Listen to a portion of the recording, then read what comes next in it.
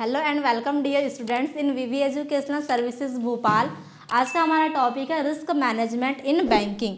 मतलब बैंकिंग में होने वाले जो भी रिस्क है, जैसे कि क्या होता है कि मार्केट स्लो डाउन होता है, इंटरेस्ट रेट बढ़ जाता है, इसमें क्या होता है रिस्क की संभावना रहती है किसमें, बैंक में। तो ये होता है जो बैंकिंग सर्विसेज में होने वाले रिस्क है उसको मैनेज करना ही क्या कहलाता है, रिस्क मैनेजमेंट इन बैंकिंग कहलाता है। तो आज हम देखेंगे रिस्क मैनेजमेंट इन बैंकिंग।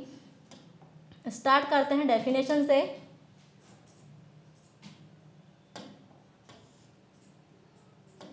जैसे कि मैं आपको सिंपल तरीके से बताया कि रिस्क मैनेजमेंट इन बैंकिंग क्या है। मतलब बैंकिंग सिस्टम में होने वाले जो भी रिस्क है उसको मैनेज करना। जैसे कि कैसा एग्जांपल छोटा सा क्या है कि आप किसी को बैंक अगर लोन देता है किसी भी कस्टमर्स को, ठीक है, और इंटरेस्ट रेट बढ़ता है या घटता है, शेयर्स बढ़ते हैं या घटते हैं, तो क्या होगा, जो मार्केट है उस पर क्या होगा, असर पड़ेगा, उस पर प्रभाव पड़ेगा। उससे क्या हो सकता है, रिस्क हो सकता है। तो उस रिस्क को पहचानना, उसको असेसिंग करना, उसको आइडेंटिफाई करना और उस पर कंट्रोल करना, ये क्या होता है, रिस्क मैनेजमेंट इन बैंकिंग कहलाता है। डेफिनेशन देखते हैं। Risk management in banking means identifying, assessing and controlling their various risk that may affect a bank's financial stability and performance. Banking में जोखिम प्रबंधन मतलब रिस्क मैनेजमेंट। बैंकिंग में रिस्क प्रबंधन मतलब बैंक में होने वाला रिस्क को मैनेज करना। इसका मतलब होता है कि बैंक के कामकाज पर, मतलब बैंक में जो डेली एक्टिविटीज़ चल रही है, बैंक में डेली एक्टिविटीज़ कौन कौन सी चलती है, जैसे कि अकाउंट ओपन होना, लोन देना, डिपॉजिट लेना, चेक जारी करना, विड्रॉ लेना, ये क्या होता है, ये बैंक में डेली होने वाली एक्टिविटीज़ होती है, डेली होने वाले कामकाज होते हैं।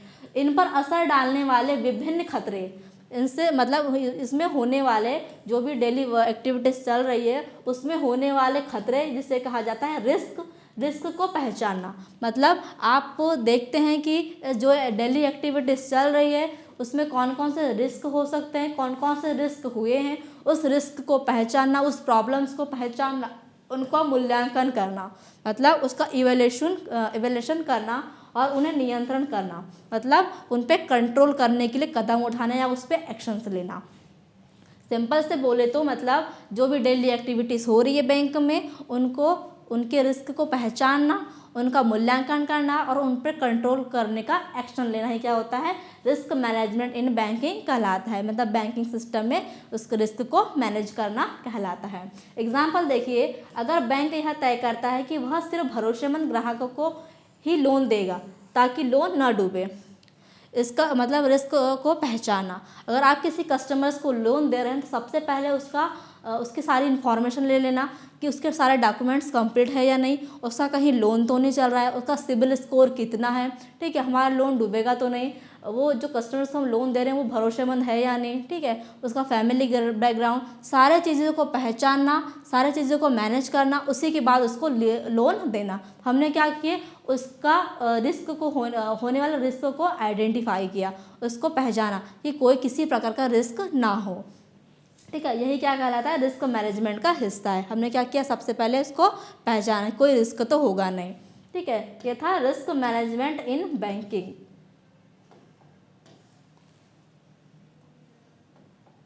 अब हम देखते हैं objective of risk management in banking. मतलब बैंकिंग सिस्टम में होने वाले रिस्क को मैनेज करने का उद्देश्य क्या है, उसकी क्यों आवश्यकता है, उसका क्या उद्देश्य है, उसका क्या ऑब्जेक्ट है, ठीक है। फर्स्ट उद्देश्य देखते हैं। फर्स्ट उद्देश्य इसका, फर्स्ट ऑब्जेक्ट है टू रिड्यूस फाइनेंशियल लॉसेस, मतलब वित्तीय नुकसान को कम करना। रिस्क मैनेजमेंट इन बैंकिंग मतलब बैंकिंग सिस्टम में रिस्क को मैनेज करने का मुख्य उद्देश्य क्या है, वित्तीय नुकसान को कम करना। मतलब जो फाइनेंशियल लॉस बैंक को हो रहे हैं उसको कम करना। वो कैसे हो सकता है, देखिए, the main goal is to reduce possible financial losses due to different types of risk. इसका मुख्य उद्देश्य है कि विभिन्न प्रकार के जोखिमों से होने वाले वित्तीय नुकसान को कम करना। मतलब अगर आपको मार्केट रिस्क हो रहा है, क्रेडिट रिस्क हो रहा है, फाइनेंशियल रिस्क जो भी हो रहा है बैंक को, उसको कम करना, उसको मैनेज करना। मतलब बैंकिंग सिस्टम में जो भी रिस्क हो रहे हैं उसको मैनेज करना, उसको कम करना ही क्या है, बैंकिंग सिस्टम का मुख्य उद्देश्य है। एग्जाम्पल में देखिए, लोन देने से पहले ग्राहकों की जाँच करना ताकि पैसा ना डूबे। रिस्क मैनेजमेंट इन बैंकिंग का सबसे पहला उद्देश्य है कि आप जिसको लोन दे रहे हैं, आप जिस कस्टमर्स को लोन दे रहे हैं उसकी अच्छे से पहचान कर ले, उसकी सही से जांच कर ले, ताकि अगर आपको आपका लोन ना डूबे, या आप उसको लोन देते हैं आपका पैसा डूब जाता है, आपका लोन डूब जाता है तो आपको पछतावा ना हो। इसलिए सबसे पहला उसका उद्देश्य क्या है, जो भी कस्टमर लोन देता है उसकी जाँच की जाए, उसकी पहचान की जाए। सेकंड उद्देश्य है टू इंश्योर फाइनेंशियल स्टेबिलिटी, वित्तीय स्थिरता बनाए रखना। वित्तीय स्थिरता बनाए रखना मतलब help the bank maintain stability and smooth functioning even during a certain situations. यह बैंक की अनिश्चित परिस्थितियों में भी स्थिरता और संतुलन बनाने में मदद करता है। इसको आप एग्जाम्पल से समझिए। ब्याज दर में बदलाव आने पर बैंक अपनी पॉलिसीज बदल देता है। वित्तीय स्थिरता बनाए रखने का मतलब होता है कि अगर बैंक में कोई असर्टेन इवेंट होता है, असर्टेन परिस्थिति या सिचुएशन आती है, उसमें क्या करना, स्टेबिलिटी बनाए रखना, उसमें संतुलन बनाए रखना। ऐसा नहीं कि आपको फाइनेंशियल लॉस होता है, क्रेडिट रिस्क होता है, आप बैंक ही बंद कर दो, ठीक है। ये किसी भी चीज़ का, किसी भी बैंक को चलाने का सॉल्यूशन नहीं होता। आपका काम क्या है, आप उसकी स्थिरता बनाए रखिए। आप बैंक चला रहे हैं और आप किसी को लोन देते हैं, आप लोन डूब जाता है, ठीक है, आपको क्या हुआ, फाइनेंशियल लॉस हुआ। आपको फाइनेंशियल लॉस होता है, आप क्या करें, आप पॉलिसी बदल दीजिए, आप पॉलिसी बदल दीजिए। इंटरेस्ट रेट जो बढ़ता है मार्केट में, आप उसको क्या कर दिए, आप लोन देना बंद कर दीजिए।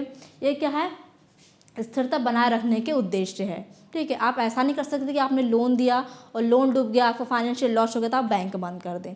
ये स्टेप यही करता है, ये उद्देश्य यही करता है कि वित्तीय स्थिरता बनाए रखिए, मतलब फाइनेंशियल जो भी स्टेबिलिटी है बैंक की वो बनाए रखना चाहिए। अगर आपका मार्केट का इंटरेस्ट रेट बढ़ता है तो आप क्या कर लीजिए, आप अपनी पॉलिसी चेंज कर दीजिए, आप लोन लेना बंद कर दीजिए या लोन देना बंद कर दीजिए। थर्ड उद्देश्य देखते हैं, टू प्रोटेक्ट डिपॉजिटर्स मनी, जमाकर्ताओं के पैसे की सुरक्षा, मतलब risk management ensure the safety to customers deposit. जोखिम प्रबंधन एक महत्वपूर्ण उद्देश्य ग्राहकों के जमा पैसों की सुरक्षा करना है।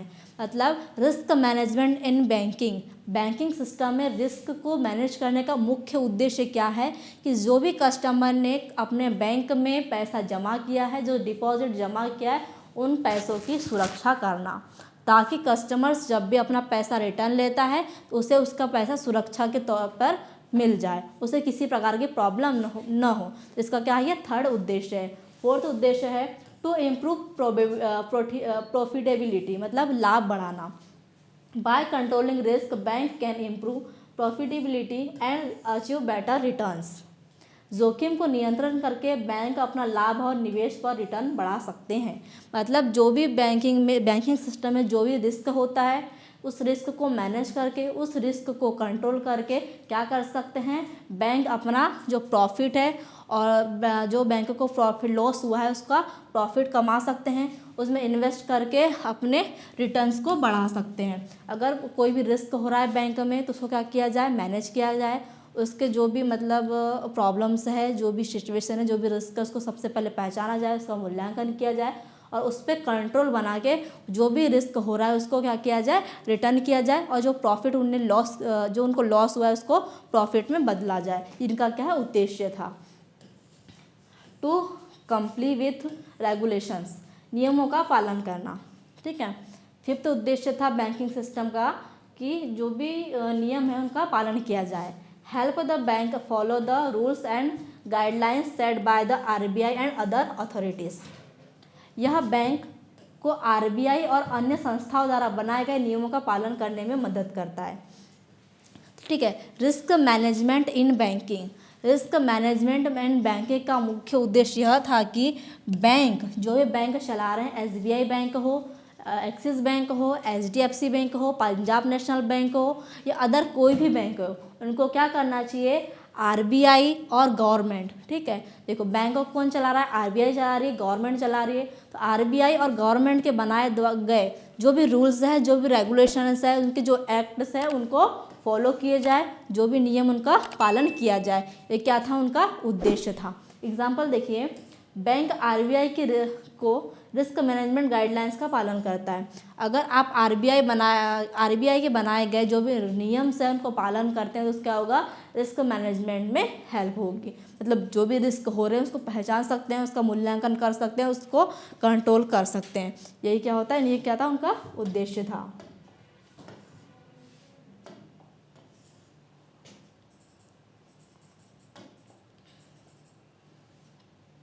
ठीक है, अब देखते हैं process of risk management in banking. Risk management की प्रोसेस क्या है। ठीक है, बैंकिंग सिस्टम में मतलब हमारे बैंकिंग सिस्टम में जो रिस्क मैनेज कर रहे हैं, जो रिस्क मैनेजमेंट का मतलब क्या है, उस रिस्क को पहचानना, उसका मूल्यांकन करना और उसको कंट्रोल करना। इस सिचुएशन में उसकी प्रोसेस क्या होनी चाहिए, उसकी प्रोसेस क्या है। Risk management is a continuous process through which banks identify, measure and control various risks to protect themselves from financial losses। Risk management एक ऐसी निरंतर प्रक्रिया है, मतलब रिस्क मैनेजमेंट एक ऐसी प्रोसेस है, मतलब कंटिन्यूअस प्रोसेस है जिसमें बैंक अपने सामने आने वाले विभिन्न जोखिम को पहचानता है। रिस्क मैनेजमेंट क्या है, एक कंटिन्यूअस प्रोसेस है जिसमें बैंकिंग सिस्टम क्या करता है, होने वाले या आने वाले जो भी रिस्क है, मतलब कि बैंकिंग सिस्टम में जो रिस्क आ सकता है, जैसे कि मार्केट स्लो डाउन हो सकता है, ठीक है, इंटरेस्ट बढ़ सकता है, शेयर्स डाउन हो सकते हैं, ये सारे जो रिस्क हो सकते हैं उनको क्या करता है, उनको आने से पहले क्या करता है, पहचानता है, उनको आइडेंटिफाई करता है, उनको मेज़र करता है, मतलब उनको मापता है और उन्हें नियंत्रित करता है, मतलब उन्हें कंट्रोल करता है ताकि उन्हें आर्थिक नुकसान से बचाया जा सके। अब होने वाला जो भी रिस्क है, जो भी रिस्क होने वाला है उसको सबसे पहले क्या किया जाएगा, पहचाना जाएगा, उसको मेज़र करके कंट्रोल किया जाएगा। तो उनको जो आर्थिक लॉस हो सकता है, मतलब जो फाइनेंशियल लॉस हो सकता है, उससे क्या कर सकते हैं, वो बच सकते हैं। यही प्रोसेस है। प्रोसेस देखते हैं हम। फर्स्ट स्टेप है आइडेंटिफिकेशन ऑफ रिस्क। ठीक है, आइडेंटिफिकेशन ऑफ रिस्क। सेकंड है क्वांटिफिकेशन ऑफ रिस्क। थर्ड है पॉलिसी फॉर्मेशन। फोर्थ है स्ट्रेटजी फॉर्मुलेशन और फिफ्थ है मॉनिटरिंग रिस्क। ठीक है, ये फिफ्थ स्टेप्स है रिस्क की प्रोसेस में रिस्क को क्या किया, जो रिस्क मैनेजमेंट है उसको 5 स्टेप की में प्रोसेस में कन्वर्ट किया गया है। तो हम इसके 5 प्रोसेस देखते हैं स्टेप बाय स्टेप्स।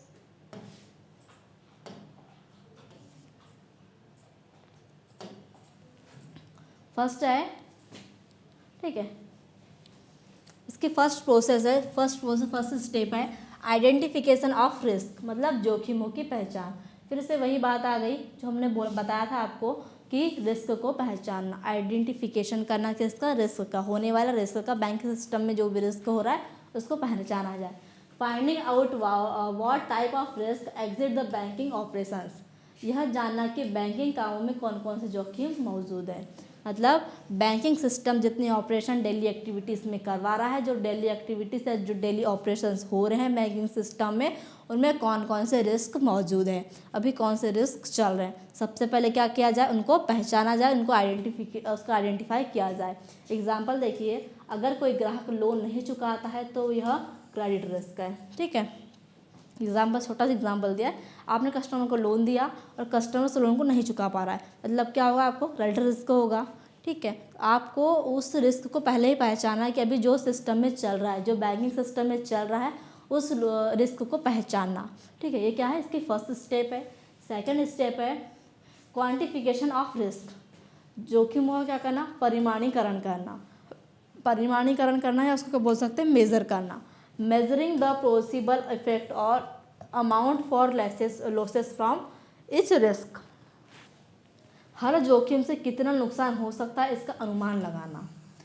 मान लो कि बैंक से कम 10 कस्टमर्स है जिसने लोन लिया था पर वो लोन नहीं चुका पा रहे हैं। ठीक है, तो 10 कस्टमर में कितना लोन है, कितना नहीं चुका पाए हैं, कितना चुका पाए हैं, कितने का लोन दिया था, इसका अमाउंट जो है वो तय करना, कितना अमाउंट वो रिटर्न कर चुके हैं, कितना नहीं कर पाए, ये सारे अमाउंट को क्या करना, उसको मेज़र करना, उसको मापना और उसका अनुमान लगाना कि बैंक को कितना नुकसान हो सकता है, बैंक कितना लॉस में जा सकता है, उसको फाइनेंशियल कितना रिस्क हो रहा है, इसको क्या करना, मेज़र करना है। क्या है, इसकी सेकेंड प्रोसेस है।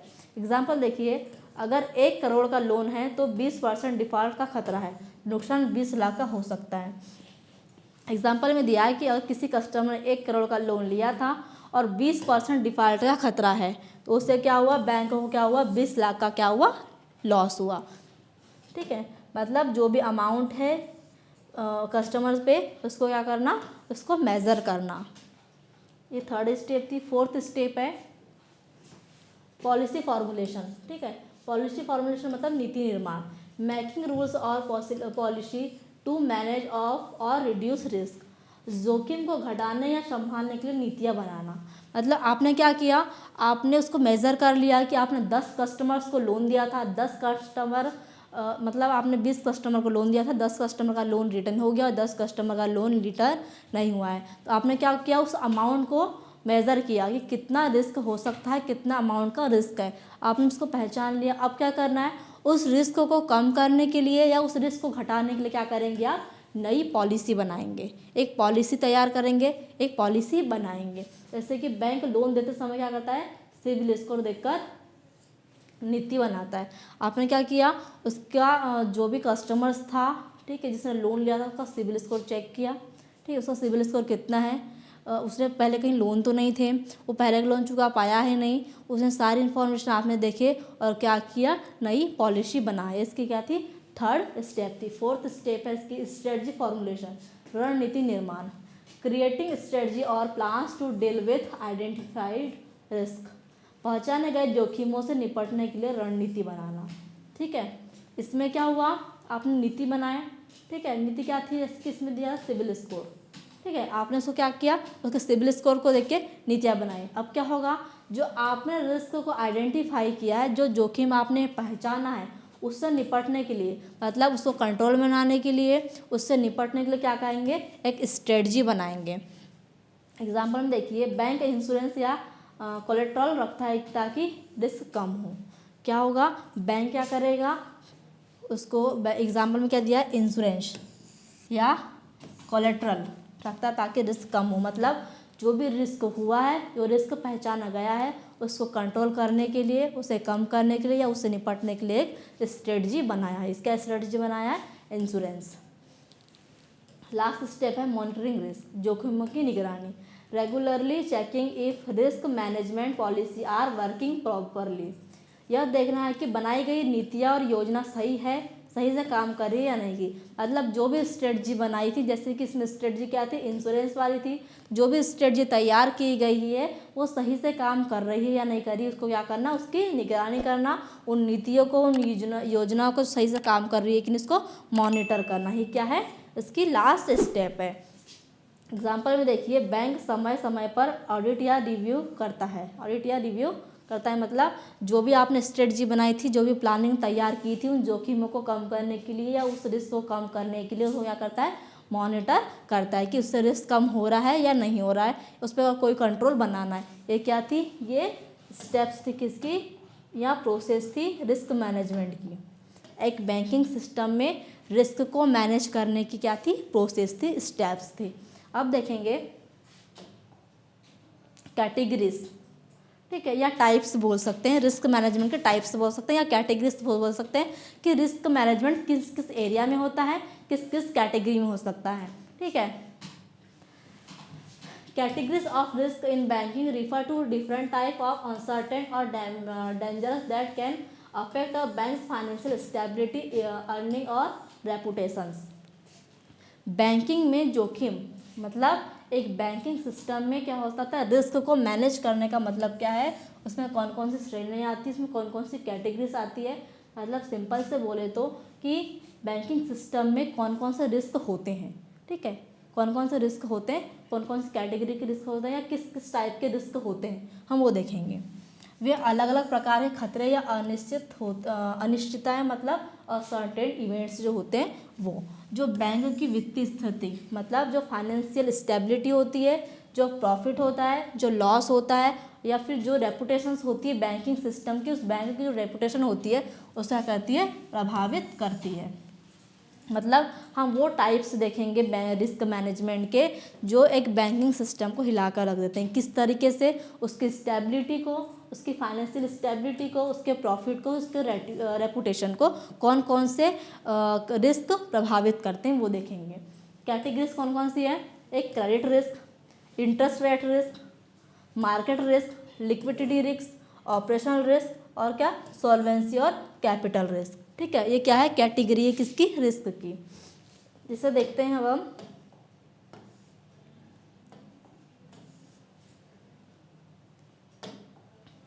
फर्स्ट है क्रेडिट रिस्क। ठीक है, credit risk is the risk that a borrower will not repay the loan of interest on time. It is the most common type of risk faced by bank. Credit risk बहुत simple risk है। Credit risk का मतलब होता है कि credit जोखिम वह खतरा या क्रेडिट रिस्क वह खतरा है जब क्या होता है, जब उधार लेने वाला व्यक्ति मतलब बैंक से किसी कस्टमर ने लोन लिया है और जिसने लोन लिया है वो व्यक्ति उसका दिया हुआ पैसा, ठीक है, लोन या उसका इंटरेस्ट, मतलब उसने अगर लोन दिया है उस लोन पे बनने वाला जो इंटरेस्ट रेट है मतलब जो ब्याज दर है उसको समय पर वापस नहीं करता, तो यह बैंक के लिए सबसे बड़ा या सबसे सामान्य और बड़ा जोखिम होता है। क्योंकि ये सामान्य इसमें कॉमनली ऐसा हो गया है कि किसी कस्टमर ने बैंक से लोन लिया है तो वो टाइम पे नहीं चुका पाता है, ठीक है, या तो उसको लेट हो जाता है या फिर वो चुका ही नहीं पाता, लोन चुकाने में असमर्थ हो जाता है। ये क्या है, एक बैंक के लिए क्रेडिट रिस्क है, सिंपल सा बोले तो। और किसी कस्टमर ने बैंक से लोन लिया है और वो टाइम से बैंक का लोन नहीं चुका पाता है या बैंक मतलब लोन चुकाने में असमर्थ ही हो जाता है, तो क्या है, एक बैंक के लिए फाइनेंशियल लॉस है जिसे क्रेडिट रिस्क कहा जाता है। एग्जाम्पल देखिए, अगर कोई ग्राहक बैंक से 1 लाख का लोन लेकर भुगतान नहीं कर सकता, यह बैंक को क्या है, क्रेडिट रिस्क है। और कस्टमर बैंक का लोन नहीं चुका पाएगा तो क्या होगा, बैंक को लॉस होगा, जो बैंक के लिए क्या है, क्रेडिट रिस्क कहलाएगा। सेकंड है इंटरेस्ट रेट रिस्क, ब्याज दर का जोखिम। मतलब interest rate risk arise when changes in interest rate affect a bank income expense. जब ब्याज दरों में बदलाव से बैंक की आय या व्यय प्रभावित होती है तो उसे ब्याज दर जोखिम कहा जाता है। अगर मार्केट में जो इंटरेस्ट रेट है वो बदलता है, ठीक है, या तो इंटरेस्ट रेट कम हो जाएगा या इंटरेस्ट रेट बढ़ जाएगा, तो क्या होगा, बैंक की जो इनकम है, मतलब जो बैंक को इनकम हो रही है, बैंक की जो आय है, जो उसका एक्सपेंस है, मतलब जो बैंक का खर्चा है, अगर इंटरेस्ट रेट बढ़ेगा या इंटरेस्ट रेट घटेगा, दोनों ही कंडीशन में क्या हो सकता है, बैंक की इनकम पे और बैंक के एक्सपेंस पे क्या होगा, इफेक्ट पड़ेगा, वो प्रभावित होंगे, तो ये क्या कहलाते हैं, इंटरेस्ट रेट रिस्क कहलाते हैं। ठीक है, एग्जांपल देखिए, अगर आरबीआई ब्याज दर बढ़ा दे तो बैंक के पुराने लोन से कम ब्याज मिलेगा जिससे बैंक का मुनाफा घट सकता है। अगर बैंक ने 10 कस्टमर्स को लोन दिया है, कितने,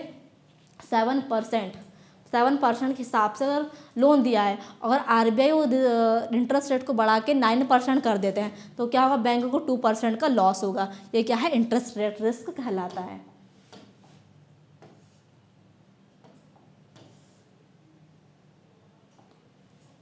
थर्ड है मार्केट रिस्क, ठीक है, बाजार जोखिम। Market risk is the possibility of losses due to changes in market condition such as stock prices, foreign exchange rates on commodity prices. बाजार जोखिम वह खतरा है जिसे शेयर बाजार, विदेशी मुद्रा दरें, वस्तु मूल्य बदलने से बैंक को नुकसान हो सकता है। मतलब मार्केट रिस्क है, मार्केट रिस्क कैसे हो सकता है, मार्केट रिस्क की शेयर्स का बढ़ना, ठीक है, शेयर्स का घटना, तो शेयर्स हम लगाते हैं, ठीक है, तो इन्वेस्ट करते हैं, वो कम हो जाए, ठीक है, वो ज़्यादा हो जाए, उसमें गिरावट हो जाए, सिंपल सा बोले तो मार्केट जब स्लो डाउन होता है, ठीक है, और जैसे कि क्या बोला है, विदेशी मुद्रा दर, मतलब जो फॉरेन एक्सचेंज रेट होता है वो कम हो जाए, या अदर कंडीशंस में जैसे कि जो वस्तु का मूल्य बदल गया, पहले ज़्यादा था या कम हो गया, या कम था फिर एकदम से ज़्यादा हो गया, क्या होगा, मार्केट स्लो डाउन होगा, इंटरेस्ट रेट भी चेंज होगा, ये क्या है, एक मार्केट रिस्क है। एग्जाम्पल देखिए, अगर डॉलर की कीमत अचानक गिर जाए तो बैंक ने उससे निवेश किया हो, बैंक को नुकसान हो सकता है, ठीक है। अगर बैंक ने इन्वेस्टमेंट किया है फॉरेन एक्सचेंज रेट में और क्या हो, फॉरेन एक्सचेंज जो रेट है, जो डॉलर्स है, उसकी कीमत गिर जाए, ठीक है, उसमें चेंज हो जाए, अचानक उसकी जो कीमत है वो कम हो जाए, क्या होगा, ये मार्केट रिस्क होगा। फोर्थ है लिक्विडिटी रिस्क, तरलता जोखिम। Liquidity risk occurs when a bank is unable to meet its short-term financial obligation due to a lack of cash or liquid asset. जब बैंक के पास नगद या तरल संपत्ति की कमी हो जाती है और वह अपने तात्कालिक दायित्व मतलब जो शॉर्ट टर्म उसका ऑब्लिगेशंस होते हैं उसको पूरा नहीं कर पाता, तो इसे तरलता का जोखिम कहा जाता है।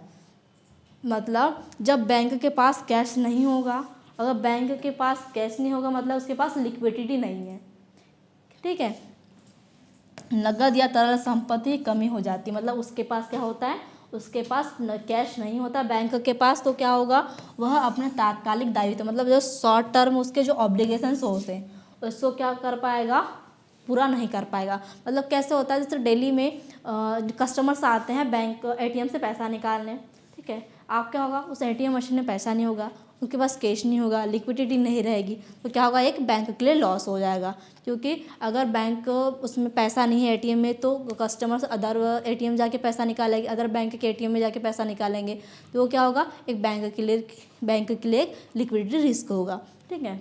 लिक्विडिटी का मतलब होता है कैश, ठीक है, कैश होना ज़रूरी है इसमें।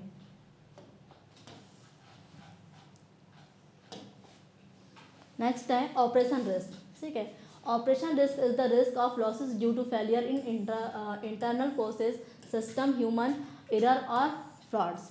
संचालन जोखिम वह होता है जब बैंक को नुकसान आंतरिक गलती या सिस्टम की खराबी, कर्मचारी की गलती या धोखाधड़ी के कारण होता है। जैसे कि अगर बैंक के कंप्यूटर सिस्टम में गलती से डेटा डिलीट हो जाए, कोई कर्मचारी धोखाधड़ी करे, तो यह क्या ऑपरेशनल रिस्क है। मतलब बैंक में होने वाले जो भी डेली एक्टिविटीज़ हो रही है, जो उसमें कस्टमर्स जो एम्प्लॉयज़ काम कर रहे हैं उनसे कोई गलती हो जाए, ठीक है, जैसे डाटा करप्ट हो जाए, डाटा उड़ जाए, ठीक है, कोई वायरस आ जाए, तो जो डेली ऑपरेशन रिस्क ऑपरेट होता है बैंक में, उसमें कोई भी गड़बड़ी आती है, कोई भी प्रॉब्लम्स होती है किसी एम्प्लॉयज़ को लेकर, किसी सिस्टम को लेकर या बैंकिंग सिस्टम के डाटा को लेकर, जो भी रिस्क हो रहा है उसे क्या कहा जाता है, उसको ऑपरेशनल रिस्क कहा जाता है।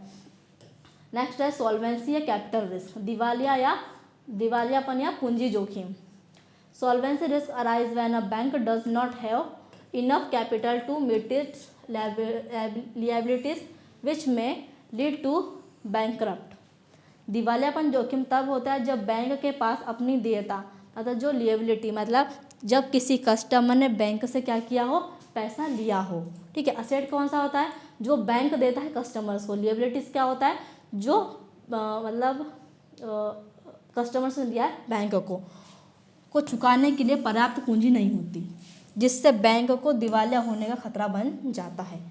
असेट मीन्स क्या होता है, जो पैसा बैंक ने किसको दिया है, कस्टमर्स को दिया है।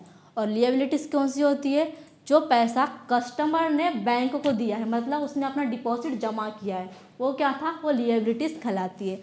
तो सॉल्वेंसी रिस्क कब हो सकता है, जब कस्टमर्स अपना पैसा लेने आए बैंक के पास और बैंक के पास क्या ना हो, वो लिएबिलिटीज़ ना हो, तो क्या करेगी, बैंक दिवालिया हो जाती है, दिवालिया घोषित कर देती है। कैसे दिवालिया, मतलब भाग जाती है, ठीक है।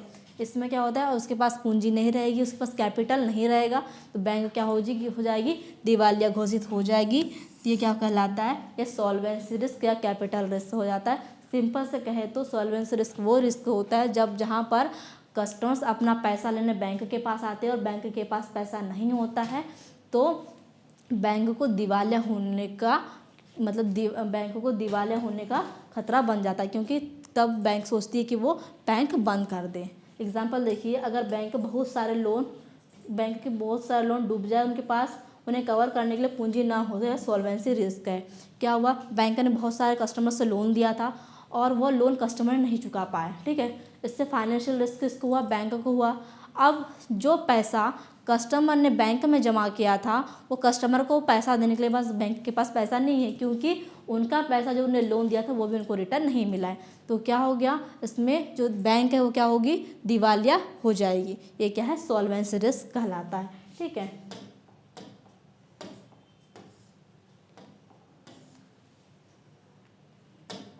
ठीक है, ये टॉपिक था रिस्क मैनेजमेंट इन बैंकिंग, मतलब बैंकिंग सिस्टम में रिस्क को कैसे मैनेज किया जाना चाहिए, उसको मैनेज करने की कौन कौन सी प्रोसेस है, और रिस्क मैनेजमेंट की कौन कौन सी कैटेगरीज है, मतलब कौन कौन से रिस्क बैंकिंग सिस्टम में हो सकते हैं। ठीक है, ये आज का हमारा टॉपिक था।